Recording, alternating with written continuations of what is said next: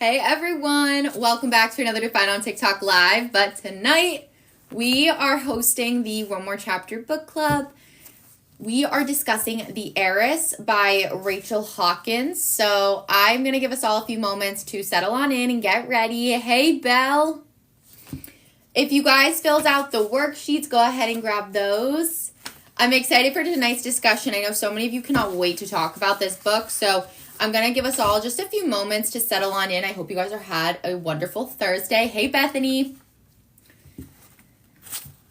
I also want to just do a few housekeeping before we start. I've always wanted to say that. So, again, The Heiress is our discussion book for tonight. Hey, Shauna. Okay. Hello, hello.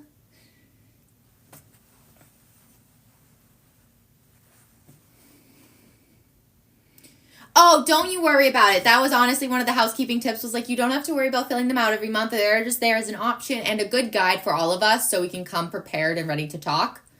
No worries. And, okay, so I just want to start by telling you all, and I'll probably get to reiterate at the end, but we actually just created a Goodreads group for the One More Chapter book club.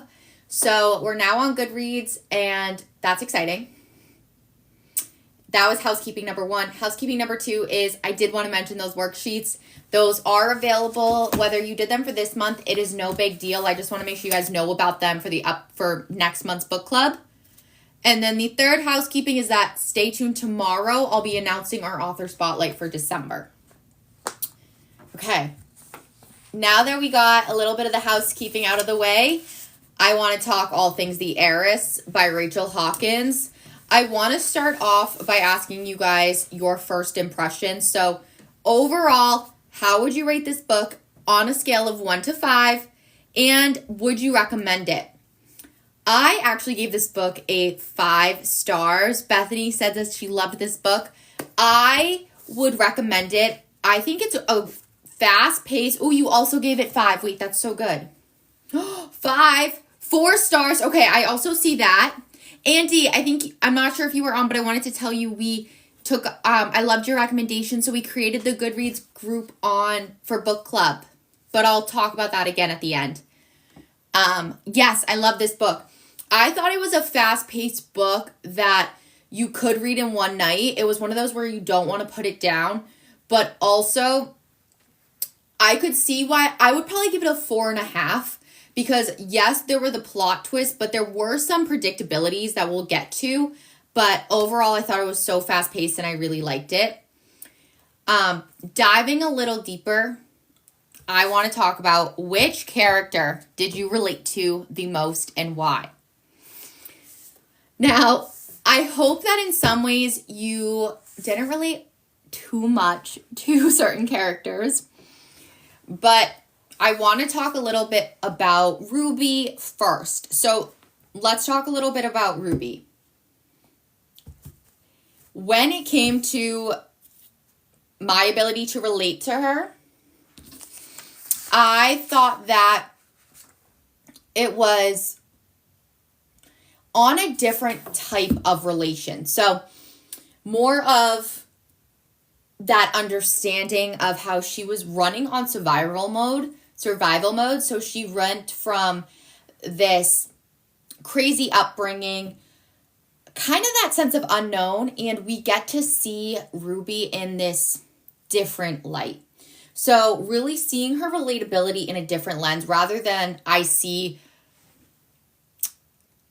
her traits in me, if that makes sense. So what did you all feel about, let's talk Ruby first, because she is really the main character, which is so funny to me because you start off thinking that this book's going to be all about Camden, and then it really becomes the Ruby and Jules show. You could get Ruby definitely, right? Because it's almost like she had this fierce independence that was extremely relatable to an extent, and it had that power of protection. I'm just going to adjust my filters here. I think it's filtering some of you guys. Okay, so if you just wrote something and I didn't see it, I apologize. I think that it should go through now. But Bethany said, I thought it was so cool how we understood her through her letters. Yes, that reminded me a lot of The Seven Husbands of Evelyn Hugo. I don't think that book did letters, but it had a similar energy in terms of the husband and the very complicated protagonist. And in an interesting way, I thought that it was cool that she came from such an unknown past that we get to see her evolve in a sort of retelling kind of way. That would have been a good title for the... Okay, that would have also been a great title of a book. The Confessions of Ruby. Wait, if this was like a nonfiction book, that should have been the title. It was funny to me, part of this was I was reading it thinking it was first person. Yes, first person, but then at points it would be also third person, which I did think was, I don't want to say interesting, but also like different. For instance, at points you read it and it was literally like you were reading a book being written like a book. And the only way I can explain that, so it probably makes more sense, is that in the end, when Jules was writing directly to the reader, I thought that was a really unique twist that I didn't actually, you don't see a lot of that ever. And I loved that part of this book. The other thing for characters was, in terms of relatability, I thought that Camden was supposed to be the most realistic character with that quiet inner strength, and you get to see his confidence build after he stops repressing everything that's happened. But I also can't decide if he was relatable in the way that he just kept running from everything. That right there was kind of a frustrating point to me. Oh, wait, wow. Andy said, I feel like I can relate to Cam when it comes to wanting to break away from a family name. That brings up, I think, a big part of this story, which is, can we really break away? Can we really break away from the family? That was actually one of the questions, I think, in the back of the book. And I think that's definitely something in some way or shape or form people can relate to. But I wonder if you really can run away or separate. A part of me thinks you can't. And so let's dive a little deeper into that discussion. I think Cam leads us into that really well. You do your best. Okay. You do your best, but do you ever truly think that you can separate when you have your past already?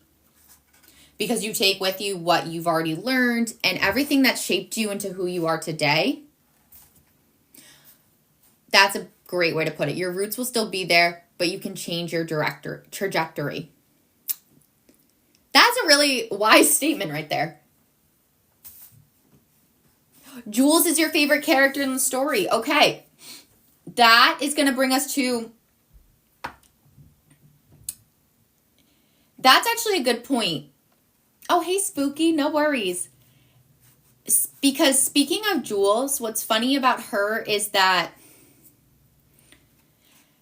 Hey, Patty. Jules is pretty ambitious. Did you find Jules relatable at all? Hey, Betsy. Yes, hey, girl. Oh, I'm so glad. Yay, you guys. I'm so excited. Right now, so we mentioned, just for those of you who are hopped on, that we covered like just the basics of Ruby. I just wanted to start by warming up with everyone's takes and slowly introducing the different characters. We covered Camden a little bit, and now we're really focusing on Jules. Shauna said that was her favorite character. Andy described her as ambitious. I thought that Jules was one of the most frustrating characters. I was constantly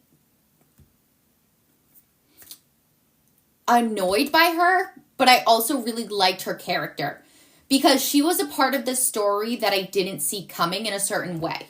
Some I did see coming, but others I didn't. What were you so annoyed by with her? I was annoyed at the fact that I felt like she just kept lying to her husband. So, I don't understand. You found her relatable, you didn't care for her. I think that's a great way to put it. Because I am having a really hard time with getting her frustration out of the secretness. Because she knows what it's like to come from such a struggling past that, like, to see her break through, I would have really appreciated if we saw a little more character growth. I don't think we saw enough character growth in her development. And for what? Exactly. It was frustrating. Yes, it was definitely frustrating for her too, but I also agree that she pushed Cam and didn't support him. It did make sense for Cam not want to say anything, but I think that this is a great example of how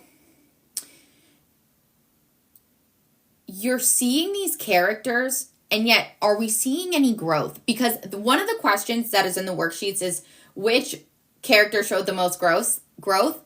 And my answer made me rethink things, because at first I wrote that there's two different approaches. I think that in one sense, Ruby is a great example of character growth in her own sort of way, thinking of growth in terms of less emotional. She didn't get softer by any means, but I have a question to give you all, because it's one I keep struggling with in terms of Ruby and her growth. And that is, do we think Ruby really did what she thought was best for the McTavishes / Camden? Because I think that this is a very fascinating point with her growth. And we'll circle back to Jules, but discussing Ruby before, because that'll segue nicely, is Ruby we see almost that fight or flight. And you get to see her decide, am I going to fight through life, or am I going to run away and hide under the McTavish name? And the answer for her was a little bit of both, which I didn't think was possible. Because I actually don't think she was doing what was best for her family. I think she only was concerned with what is best for Ruby, and always Ruby. And then when she threw Camden in the mix, it's like she had... I don't even think her intentions were good. That's where I'm curious as to other people's opinions, because this was honestly one of the biggest questions. Wait, you don't see it that way? Oh my gosh, wait, elaborate. See, this is what I was excited about. This was the question that I kept going back and forth with. Because, so I guess this is a hot take. I really think that she was doing it to just get back at the McTavishes. And so I don't think that she had this desire for Camden. And in a weird way, I think that that's where that growth question really throws me for a loop in this book. And usually it doesn't. Like, usually I feel like, oh yes, we see this character grow. We see the A to Z, and we can really identify it. And in this book, I'm not seeing this crazy character development, but I liked it. Okay. It's funny how even if you could see it in one certain way, how like, hold on, wait. Yes, she stuck it to the man, but why didn't she? Do you? Okay.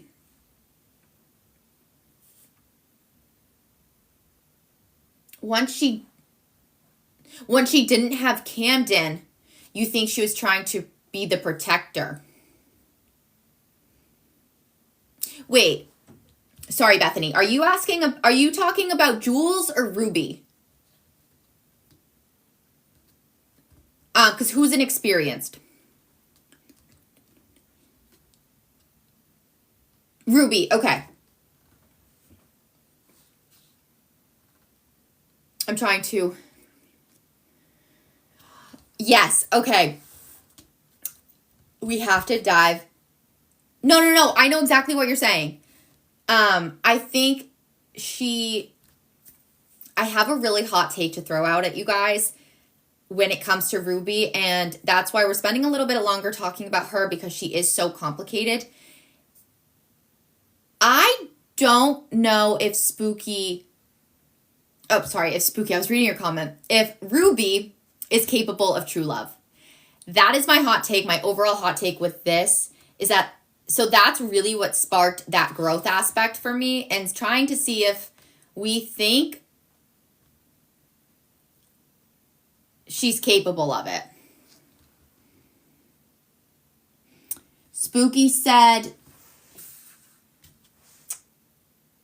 oh, okay.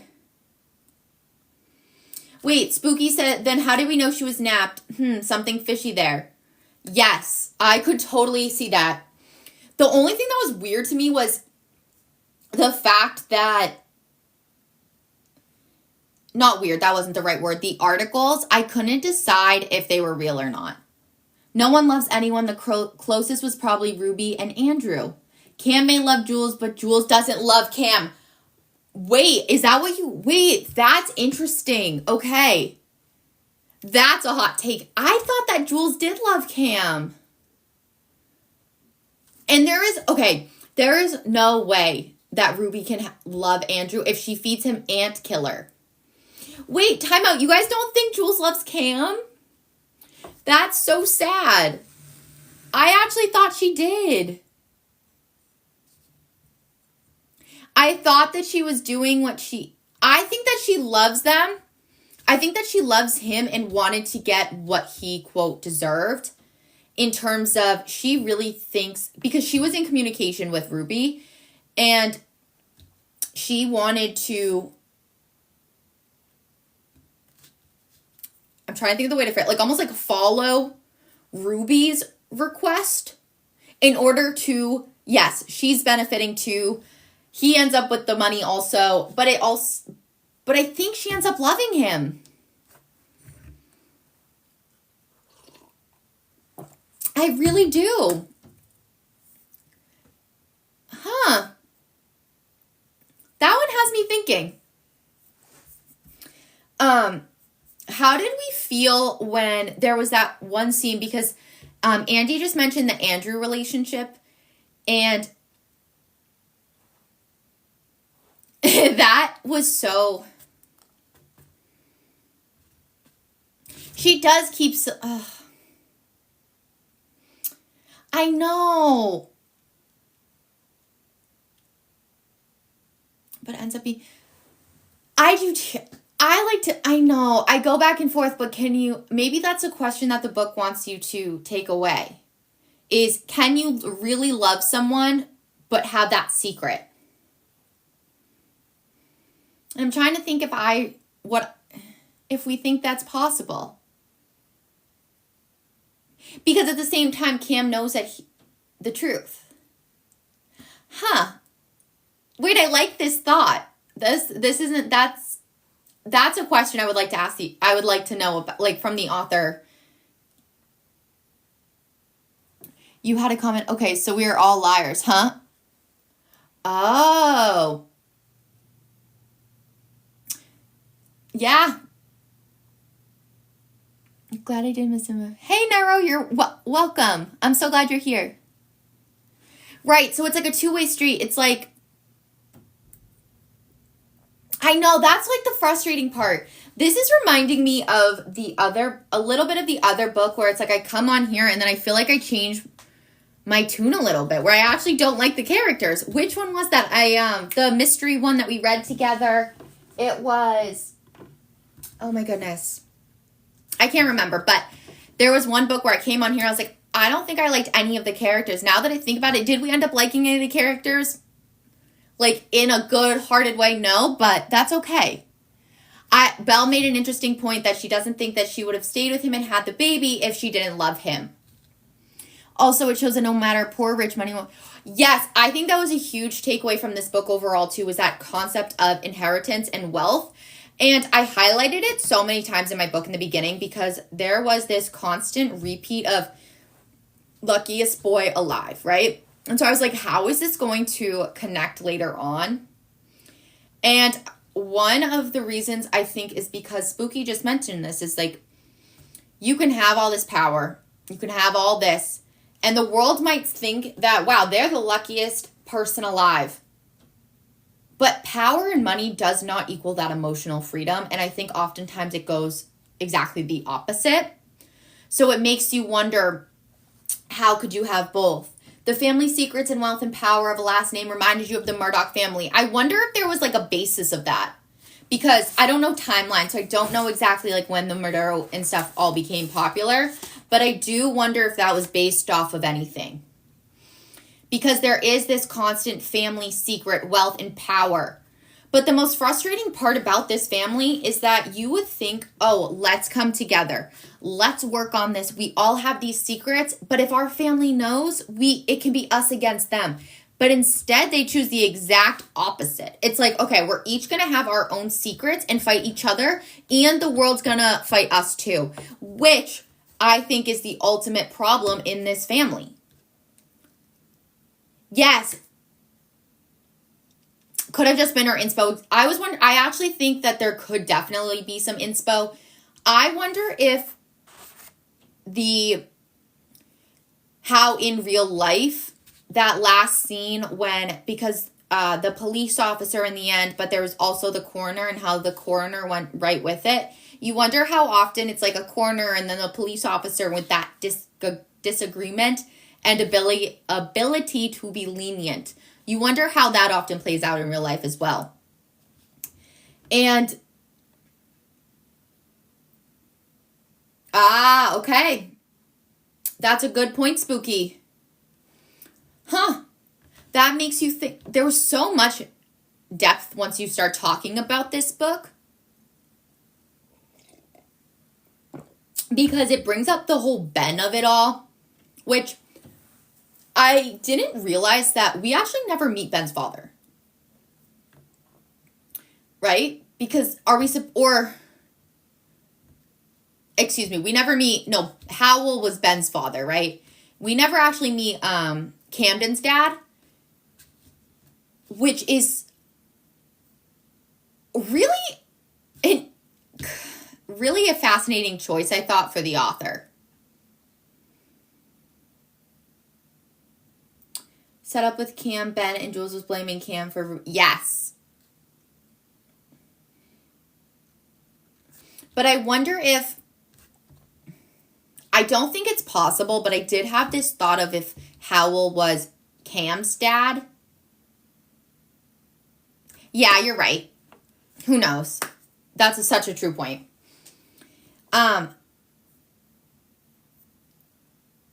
Yeah. That made you... The worst part is that she didn't know. Oh my gosh. I totally spaced on that scene. I'm so glad you mentioned it, Spooky. Spooky is talking about the scene at the dinner where Libby has to... Nell tells Libby, oh, get a dress for Jules to wear to dinner. It's so creepy. Can you imagine going to a dinner, you sit down, and there's your mom's dress on your wife? No, I cannot imagine that. Did Jules ever find out? Because that's also creepy. Libby was also just so creepy. Right? You would think. No. Why would we think that? Libby was evil. Yes. It was disturbing. Oh my gosh. That scene right there was... No. But also, I loved it. I think it was a different dress. I don't think it was the one in the portrait. I thought the one in the portrait was a different one. But can we talk about that portrait, you guys? Yes. One she wore to dinner all the time, yes. And then I think that the one in the portrait was the green one, but then I think in real life it was red. It did. It came full circle at the end. And it's funny because now that you look at the cover of the book, it makes so much more sense. And I'm only realizing it right now how this is supposed to look like fire. Wait, that's so cool. This is fire. This is the portrait. It all comes together. It was such a great symbol because it was the only thing to survive the fire. Yes. And I didn't notice that either. That is so cool. I also love the wallpaper here. I like that wallpaper. But I feel like, I don't know if it's, I bet it's true that the art is oftentimes like the first thing that's recovered in a fire. But the symbolism, I want to know what you guys thought it meant, because I interpreted it as like Ruby's power is always there. You can't really escape it. So that's why it's really creepy to me that they also hung it up again. I don't know. I don't know what I would have done with it, but I'm not sure I could have hung it up knowing what I know. And then knowing if I'm Jules, I know that Camden doesn't know.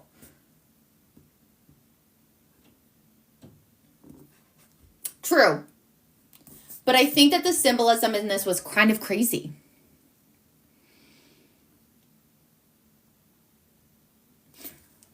Hold on. Let me just... What does that...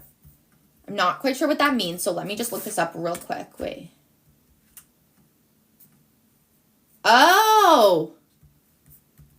Huh. I didn't know that's what that was. I feel like her portrait represents a new bloodline / family, and the house burning is the end of one. Okay. I just thought she'll always be around. You can't get rid of her. So did I. Honestly. Or it's the only, or it's, there's only sense of family, so they think it's comforting.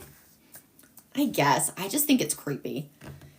But I also like that look of that you think there's a new bloodline / family. Maybe I think that there's a lot of deeper meaning in this. That's a good one. How? Like, that is like, I honestly don't understand how you can find comfort in it. Because of what I know is in the painting. Yes, I can't blame her for keeping the letters, to be totally honest. I just think it's weird that she didn't tell Camden. That is what I think is so strange. Yes. Also true, Shauna. They found anything they did redeemable. How would you justify this?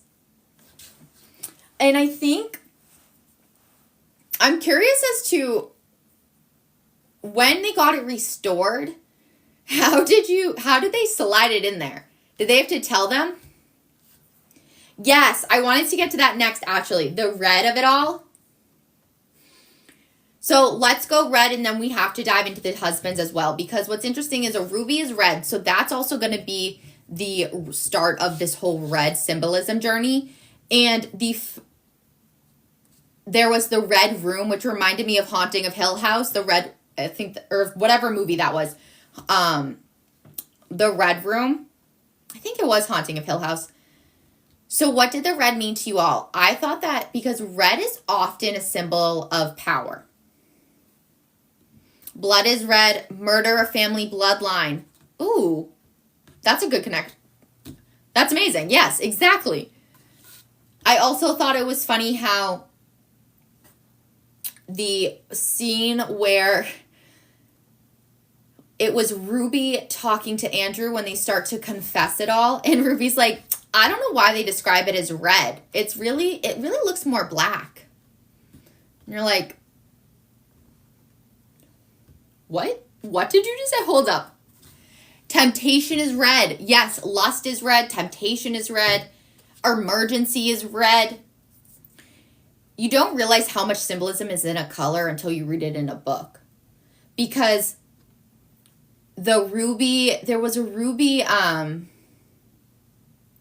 Howell bought the Tiffany's rubies for the wife too, right?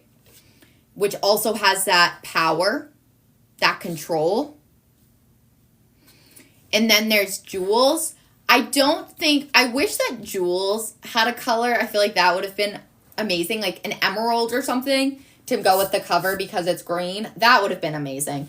But that's okay. We'll take Jules. I thought that was so funny. I didn't make that connection point right away, like Jules. But the connection, amethyst. Yes. Wait, is amethyst purple? Right? Or no? Is that not purple? Amethyst. Yes. Okay. I was going to say that's my birthstone. Glad I know that. And the scene with before we dive into the end a little bit, I want to just take a moment to pause, and because Spooky also brought up the husbands. I think it was Spooky, right? How do we feel, you guys, about these husbands? Because is it wrong to say, like, I'm not condoning what she did? But the Duke one, can you blame her? Yes. Okay, so I'm not alone in the Duke of it all. Yes, right? I like that we all think this one. The second one, wait, okay, I'm happy to hear that I'm not the only one. I'm like, okay, whatever. And I think that was part of it. It was like a little warm up. So we got to really set the scene and be like, okay. And that's where it was funny when they jump from letter to letter, because in one of the letters, it talks about the earrings going overboard. But then we don't get that explanation till later when it referred back to, oh, remember those earrings that I threw over? And I was like, no, I don't. Let me go back. So I went back and I was like, oh, right, the earrings. Like, everything connected, which I really liked. I did not feel like there was any loophole, missing pieces. So we had that one. And then we had the second one. The second one, which he was just boring. I'm sorry. That is not a good excuse. Like, I get why she felt that she couldn't do it. But again, it's just a justification. The second one, he was so annoying. Patty's like, I would have done the same thing. She shouldn't have married in the first place. Correct. And that's where I think I started to see the love of it all, being like, I don't think that she had any... Oh, I think I missed a... What did iMusic say? Oh, I'm so excited. Wait, that's amazing. Yes. Okay. The second one, yes. But also, it's this weird thing where it's like,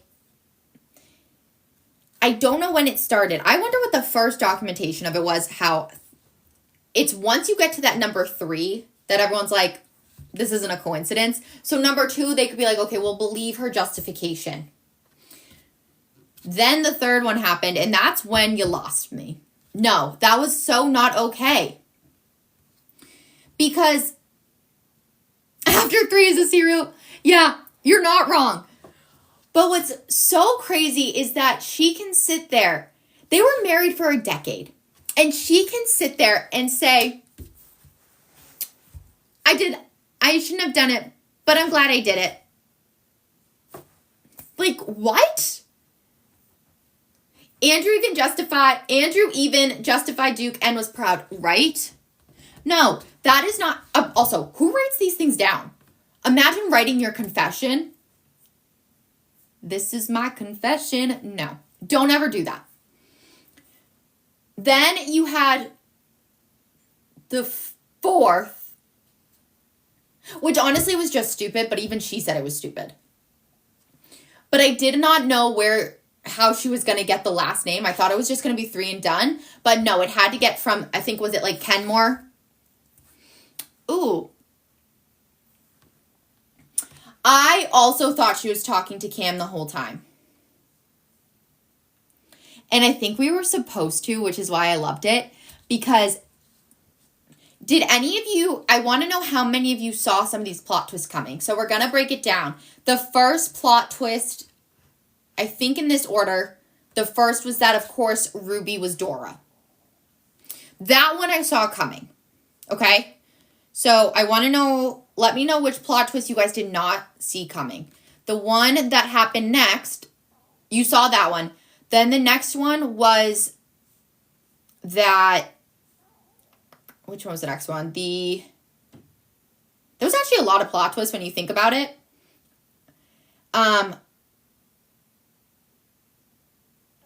Oh, sorry, I was just reading Neuro, who said, oh, why don't I remember there was 4?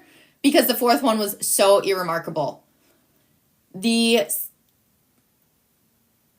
Oh, yes, he was the 4th. The 3rd was Andrew. The 2nd is probably the one that you're not remembering because he literally was so boring. Andrew? No, not Andrew. I don't even remember his name. He was that boring. What was the next plot twist, you guys? Ruby was Dora.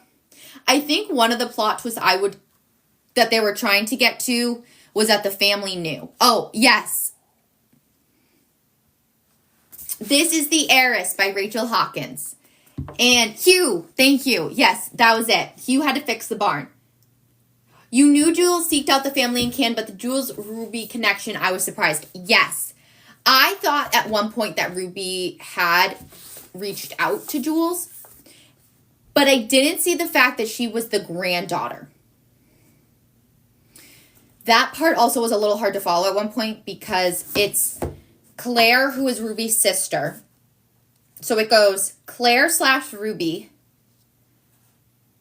her daughter, who was Lydia, I think. No, Lydia was the one in the painting at the end. Her daughter, I think, no, it was Linda, and then came Jules. Right? Yes, Linda, I did too. I actually highlighted part of this in the book in the beginning because I was like, I'm going to have to go back and refer to this family order. But yes. So it went Claire, Linda, Jules. You forgot that. Fair. Honestly. So great grandma.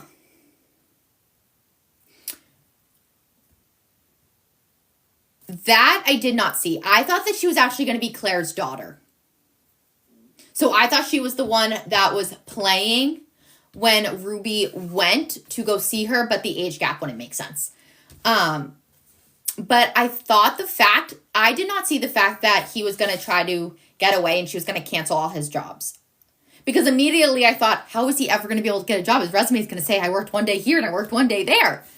His only reference is going to be Ruby. Good luck. Send him on his way. But the fact that he came back and she did what she did when she took those pills, did you guys think that, I am curious if you think, what you think that Ruby was thinking. Because a part of me thinks like she was testing him again. To see, oh, okay, is he ready to take over? Or is he still that good kid that I'm deeming good? So when the fact that he clutched onto the phone and didn't take it, she did it to herself in her own way. I don't know how I feel about that. I don't know how Camden was supposed to feel with that guilt. Because I thought that that's where I'm like, how could you do that to your son?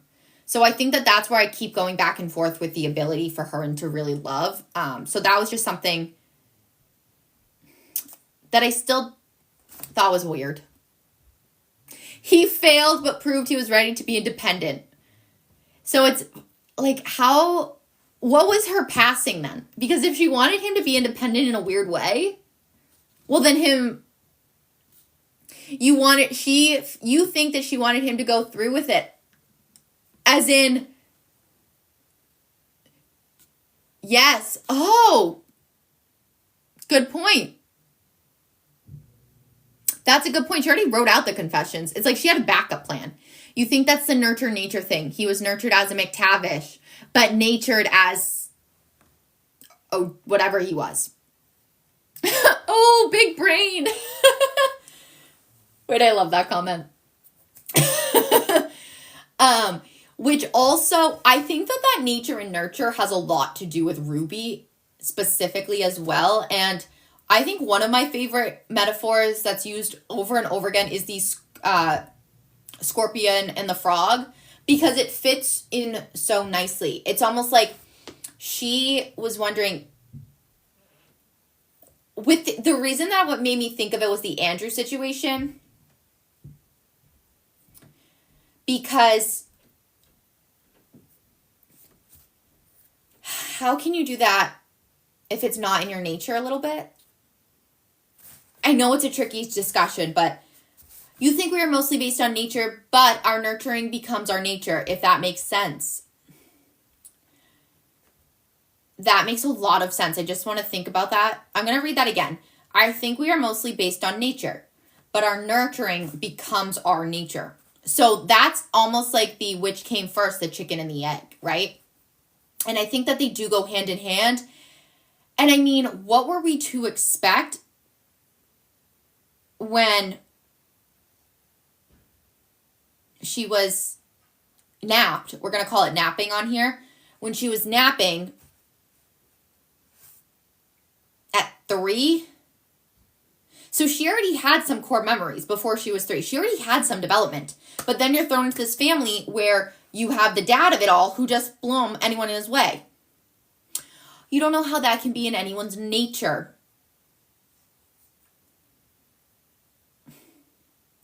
You know, I don't know if I have the answer. I don't think any of us really have the answer to that. And that's one of those frustrating questions that I feel like we'll never truly know. A part of me thinks like Ben. I know, but I want to know. Like, why can't we know? But I also wanted to, the biggest plot twist to me was, I just wanted to check one thing that I marked off in here.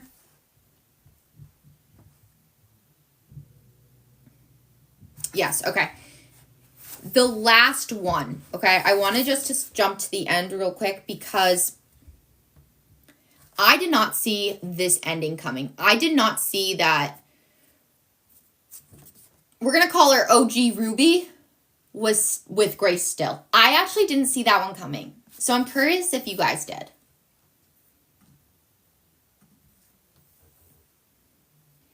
Because there was a point in the book where, yes, I did think it. But then once we got the confirmation from Claire, I think I was like, no, okay, this isn't happening. Like, she's gone. But then to throw that in at the end, I wonder why they chose to do that. I don't know what else to call her. We can't call her Dora. It doesn't fit. But that was one thing that really got me. And I didn't see coming. And I also wonder if that made her a little sad. You know, that she almost got away. And like she was able to live this happy life. Well, we're assuming it was a happy life. But like she went from Iowa all the way to, the opposite way, Kentucky to Iowa. So you just wonder, but if Ruby could figure that out, how come the dad couldn't? Didn't they have the same private investigator?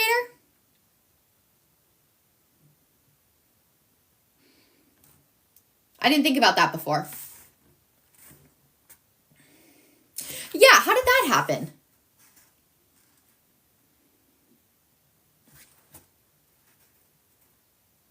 Also, did anyone think it was funny how they did Linda and then Lydia became another name?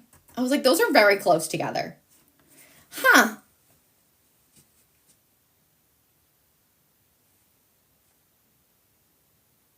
But, do you think that she did this later? Was she not keeping track of them back in 1962? No, you're so right. Modern times.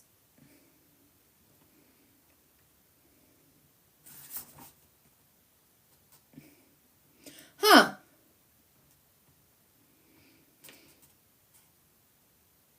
Yeah, but how did they not find her? If Ruby was able to. I don't know the answer. I think we're going to go with modern times, maybe? We'll pretend. Because I think that is... But if the painting was done in, I guess she could have added it to the painting. Yeah. Or could she have? I wonder if she could have. I don't think anyone bothered to look. You know what? Maybe it's as simple as that. I think that's a good point. No one bothered to look. They couldn't find her on the clip, so why would they go in the past? Yeah.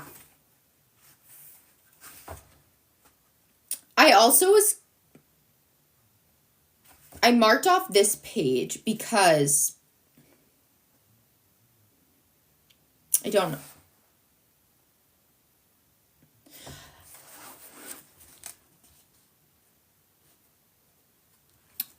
Oh, okay, that's a good one. You actually think the dad knew and then saw his wife not getting over it, so he got a new Ruby. Then you have the nature nurture. So I think I can see where the endless cycle happens.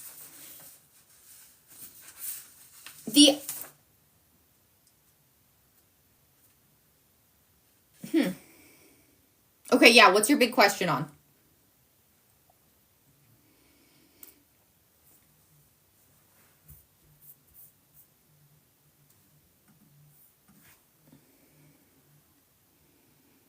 Creepy. Very creepy. Hey, DJ. You know what, Andy? You ask a good question. The doll kind of freaked me out, so I was hoping not too much, but I almost wonder if it's Nell in a weird way. Because it's mentioned, and I know that's going to sound crazy, right? But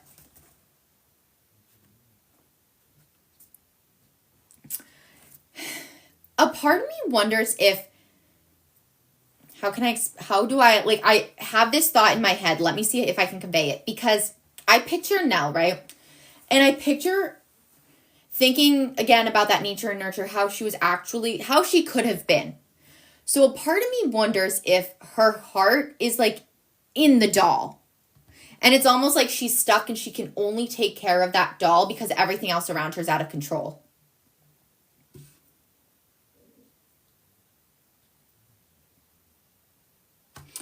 It's the doll from the beginning that she took away from Ruby. The doll represents Dora to you. Do you think... Wait, oh my gosh, you guys. Nell knew, right, deep down, that she wasn't a Dora. That she was Dora. Do you think to her that was her only real connection left to the real Ruby?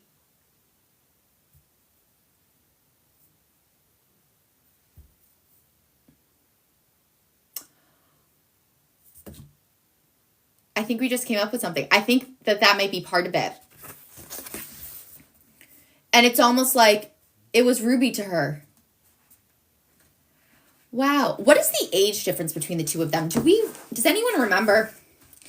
I don't know why it felt like they had such a big age gap, even though I don't think they did, because there was probably a decade?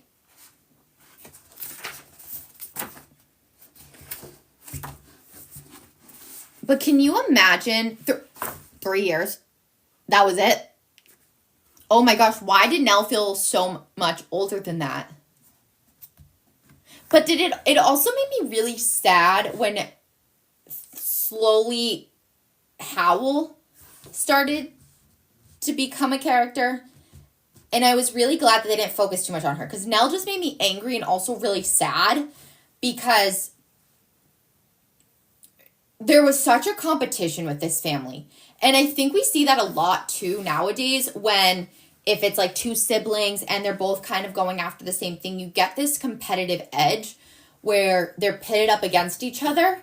And so you're supposed to have this love and utter devotion to each other, but at the same time, how can you when you're constantly fighting for your parents' attention? So then the fact that she wanted this house full of kids, partially probably for the inheritance, but I do wonder if deep down she could have had this beautiful love for her children. I don't know. But Howl just made me sad. I didn't like him. Because then when you found out about his wife and the sunglasses, it made sense. What happened happened to the wife? Howell's a mystery.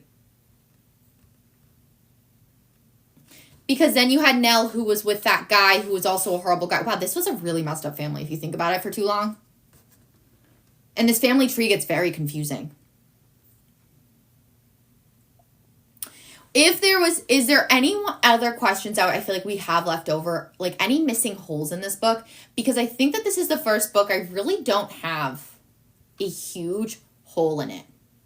Aside from, I get the doll, which I think we actually came up with a pretty good take on it. Kind of perfect for each other. Yes. And yet, it really goes to show how family is so complicated and everyone's looks so different.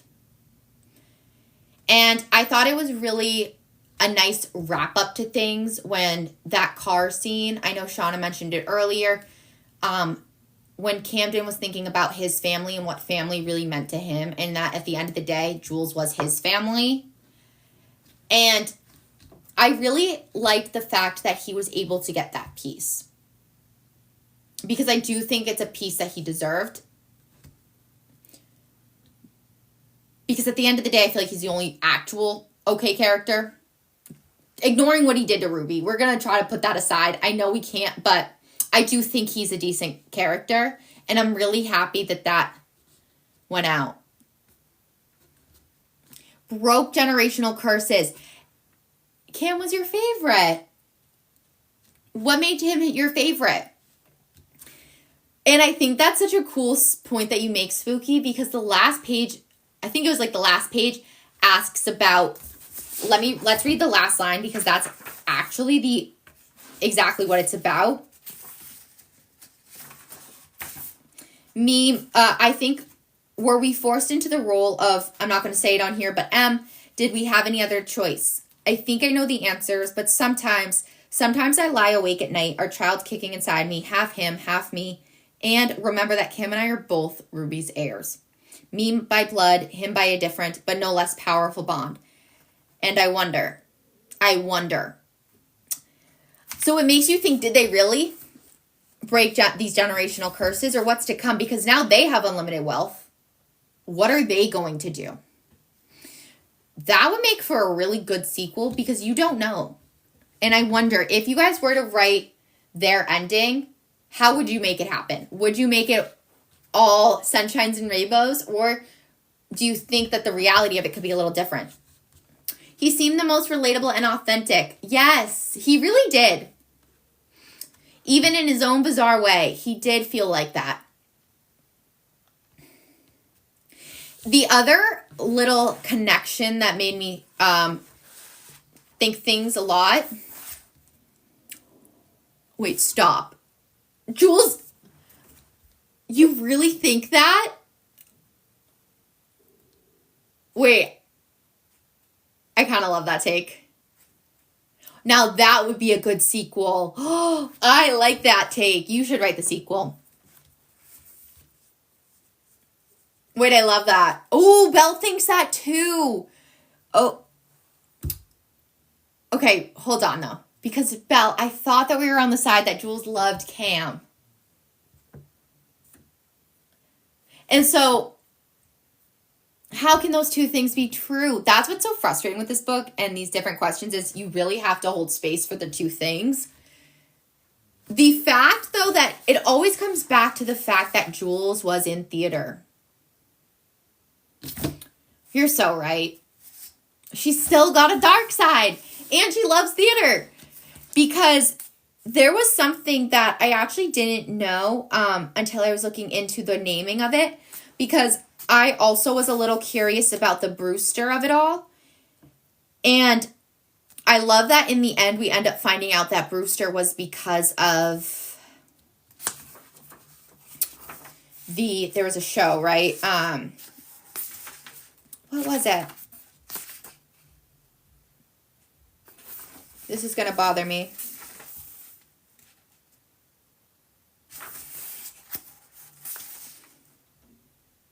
Because then she was also in Chicago, which was also about the offers, like the woman offers. And in that musical, I think it was that it ended up being a similar case to Cam, or to Ruby, excuse me, where he actually wasn't from the same family by blood, and he ended up discovering that. So I thought that that was a really cool connection point that the author made. I know I didn't explain it fully right, but it was something like along those lines, which I think is a little cool wink if you notice those things. But it was really an overall good book. Jules was also teaching. There's no way that they're going back there, in my opinion. She did not want to churn that butter anymore for people. You really liked it. Okay. Wait, I'm so happy to hear this. I know so many of you guys loved it. I loved it too. But I feel like there's something special when everyone loves the book club pick. Oh, gosh. Oh, Bethany loved it too. Okay, you guys. Shauna loved it. Wait, that's a sign right there, Spooky. That is a sign. Have any of you read her other books? Ooh, okay.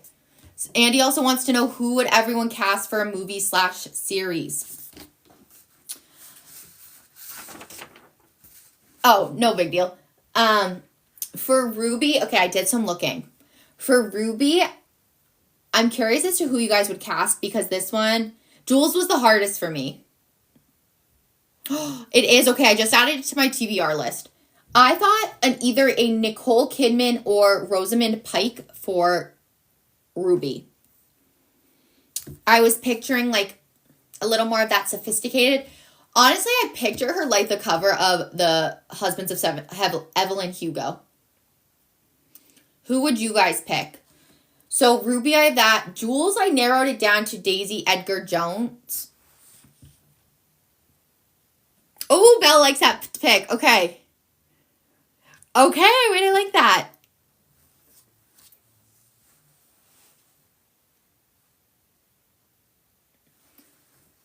And then for Camden, I went with Josh O'Connor. For some reason, the guy actors are way less fun for me to pick. I like the good girl ones.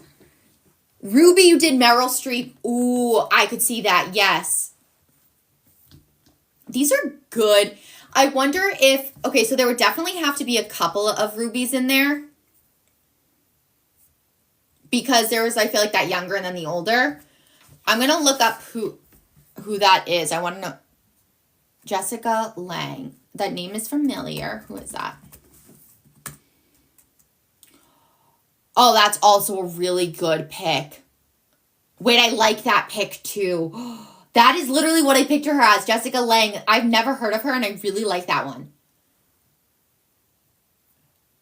Oh, wait.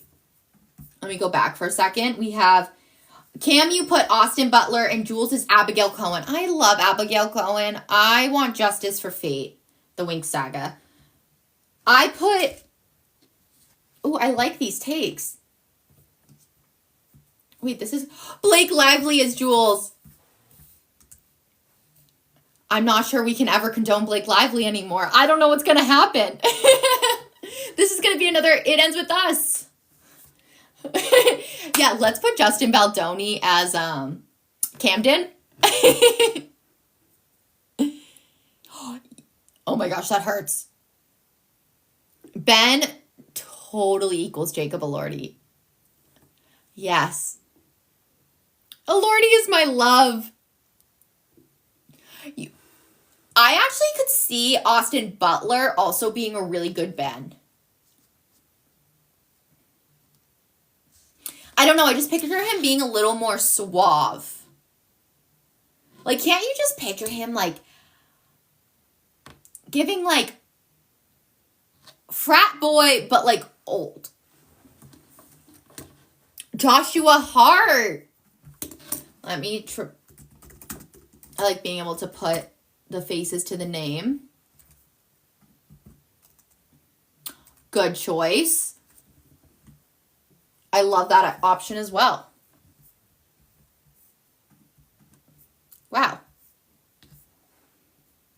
These are great. I actually think, You guys, I think we just casted the movie. Yeah. Honestly, I was thinking the same. Who was it? Libby, I pictured as maybe like an Anya Taylor-Joy, the one from Queen's Gambit. Or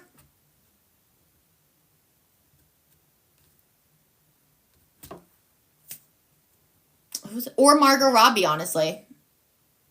She could be anyone. She could be any blonde. Just put a wig on him and you'll be fine. I feel like she'd be the easiest one to cast. I don't know why. Also, her ending in the book. Can you believe? Guys, Libby literally felt like her ending. I was like, oh, that's it? But it fit her all at the same time. She was a weird one to have in the book. She felt a little like, what are we doing? I want to know if there's any other key takeaways or conclusions that you guys have to share with us for the Heiress. Overall, it seems like we all loved it. Oh. Okay, Patty, you were coming in with a hot take at the end. I like that take. What makes you say that? What makes you say that? I did think, you know what? The only part that was a little weird to me was actually the fact, I guess it was kind of wrapped up, with Libby trying to seduce Camden. At the dinner, it seemed like she was down. Ooh, good point.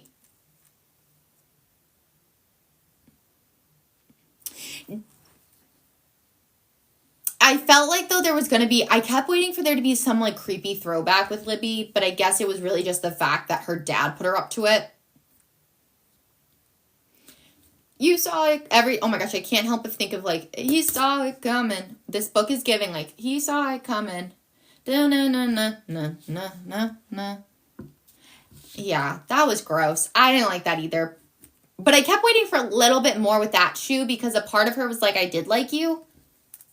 But then they're cousins.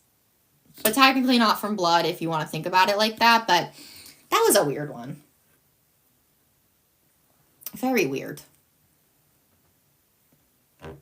So true. That was a really good, I like that opinion. But I guess we'll never know. Unless there's, no. Sits down with my step books. Wait.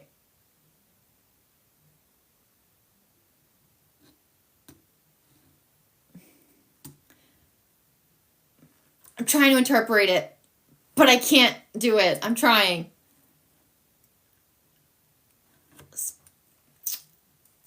I can't figure it out.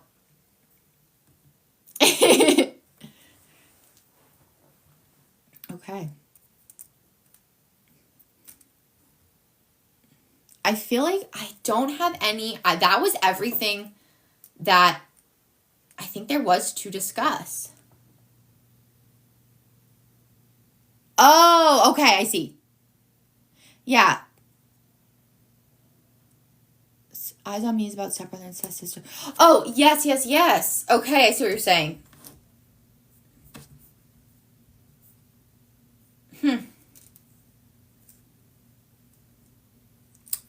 Anyway, very interesting book. I really liked it. So fast-paced. And I think the next one I do want to read by her is The Villa.